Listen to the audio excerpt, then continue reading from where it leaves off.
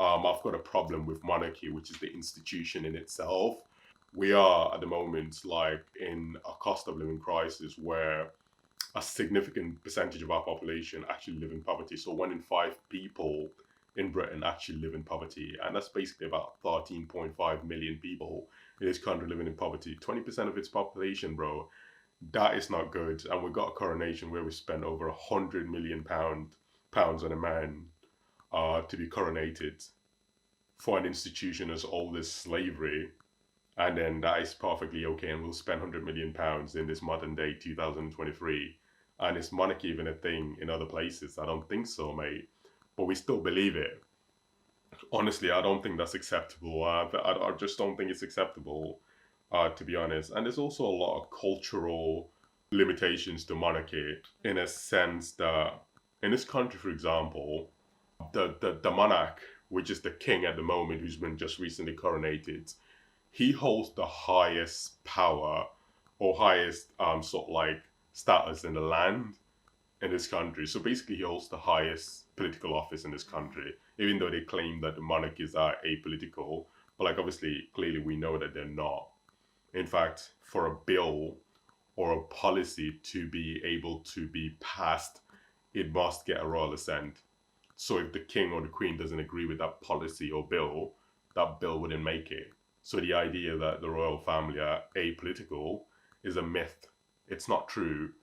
And obviously, one of the things that I've got a problem with the most is the fact, obviously, we're currently obviously we live with, obviously not disregarding the fact that we live in a cost of living crisis, but under any monarchy, either constitutional monarchy or just a regular dictatorial monarchy, right? People that live under that monarchy are considered a subject as opposed to being considered citizens of that country, right? Imagine being labeled a subject, like you're nothing, you don't really matter, you're a subject under that king. Isn't that like really the definition of fascism, right? And, totalitarianism. And we can see it evidenced by the fact that we had protesting going on in this country recently. And so it was a Republican protest, so people were making a Republican argument, and people want the person who holds the highest position in the land to be elected. That's what they wanted. So the protesters went out protesting. What happened? All these protesters a lot of them got arrested for peacefully protesting in a country that claims to be democratic.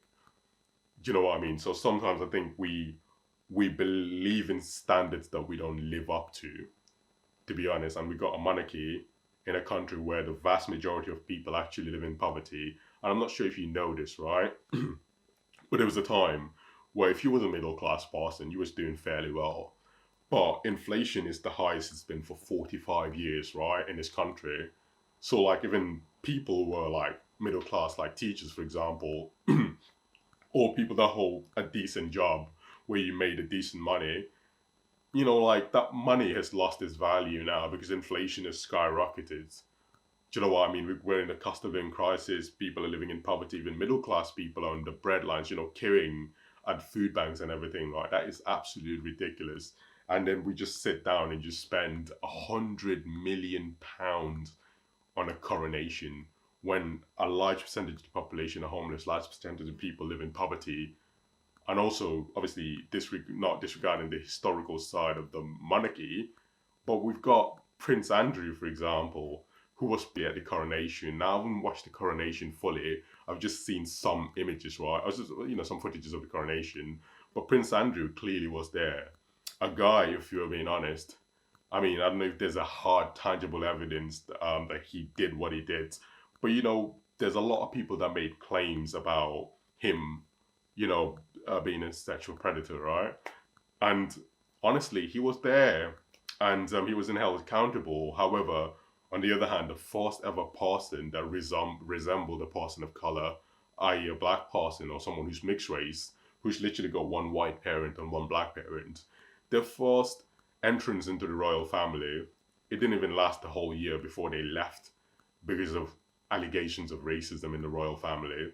And if you want to understand the royal family's history of racism, I think it's important to look at it from a historical context, to be honest, because you got to remember the royal family was the institution that owned the company that enslaved millions of Africans. So the company was known as the Royal African Company.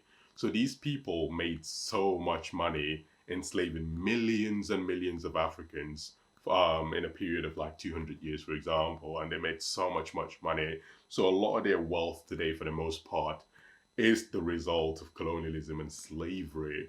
So obviously, to understand why someone might make the argument that the royal family is racist and the fact that they could not accept the first ever black royal, it's important to understand their legacy, historical legacy when it comes to racism. And their legacy when it comes to racism, unfortunately, was colonialism and slavery. That's just a fact. That's how they generated most of their wealth. That's how they acquired most of the lands that they've got across the world, to be honest. These royals are one of the wealthiest people in the world and will take public money from taxpayers' money, by the way. Bear in mind, national insurance has gone up, income tax, everything has gone up to keep up with inflation. But the problem is that wages have stayed stagnant for a decade. So basically, people have lost spending power whilst prices of goods and services are going up, and taxes as well, i.e., national insurance is going up as well. So we're using all this money to fund the royal family's coronation. Absolutely unacceptable, honestly. Unacceptable. It's just absolutely abhorrent, ladies and gentlemen. Do you know what I mean? And one of the reasons why, a lot of people admire France was that somewhere in the 1700s, in the late 1700s to the early 1800s, there was a stormy night in France where the people just were tired of the monarchy, because the monarchy was fascistic in nature, right? And also it was very dictatorial, completely totalitarian, and people had enough and went out and literally rioted against the monarchy to gain a republic. And today France takes a lot of pride in that republic because they understand that monarchy, for the most part, is fascistic in nature and it's totalitarian in nature. They fought against it. And France is a republic and they take a lot of pride in that republic. America, where do you think American pride comes from? Like the national anthem, because it comes from the fact that America is a republic. They fought against British monarchy, that was a British monarchy at the time that was oppressing them. And in 1776, they had this war and they defeated the monarchy and they became a republic. And everyone, at least at the time, apart from the people that were enslaved, were seen as equal. Do you know what I mean? So it completely went against monarchy. So you're not a subject in a republic, you're an individual, you're a person. Whereas in this monarchy, where it's technically subjects of that monarchy, so if you want to be a British citizen, whatever you want to be, you're under sort of like the monarchy and you have to accept that as a fact. And I believe that that's completely totalitarian. It's completely, it's dictatorial. These are things that you would see in places like North Korea. And the fact that protesters are getting arrested for protesting for their basic democratic rights is unacceptable. That's what you see in places like North Korea and Russia.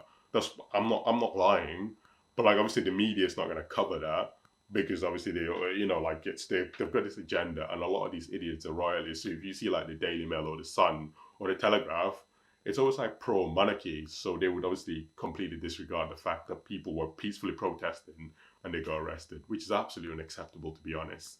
So yes, this is definitely my argument against monarchy, and the fact that again, this is a very important part of it, to be honest. But royalists or monarchy in itself is definitely becoming an institution that is more on a downhill trajectory, right? So younger people today have got more of a distant relationship with monarchy than they've done for a greater part of history, to be honest. And if you look at, it's only 9% of people from 18 to 24 years old, so between the ages of 18 and 24 years old, who actually believe in monarchy and see monarchy as sort of like an institution that is, worthy of support. Whereas the rest of the young people, for the most part, actually believe the monarchy doesn't represent them at all. You know what I mean? They can't relate to monarchy, they can't relate to the monarchs, because of the fact that monarchy in itself promotes inequality. The reason why we've got inequality in this country for the greater part of history is because of monarchy. because it creates this social hierarchy or political or economic hierarchy that says that this family is at the top and everyone else who's not a part of the family, you're seen as subservient, you're seen as being at the bottom. That's what it is. And their popularity rate is even lower if you factor in ethnic minority people, and not only ethnic minority people, but younger people from an ethnic minority background. You notice that the roles aren't even that popular, to be honest. Yeah, there might be people walking around parading, holding the British flag, which is absolutely fantastic, but also not everyone shares that sentiment, to be honest. And I think it should be our democratic right as people to want a republic that is just, yeah, that should be a basic right to want to go out and protest for that without having to be fucking, without having to be burned in the stake, right? So, ladies and gentlemen, I just want to know your thoughts on this. To be honest, I just want to know your opinions on it. Really, to be honest, it's got absolutely horrid. People aren't critically thinking and analyzing what the hell's going on. You know what I mean? But I just want to understand what your view is, really, to be honest. And make sure to smash the like button down below. Comment and subscribe with your notification bells turned on too. And I'll see you later. Peace.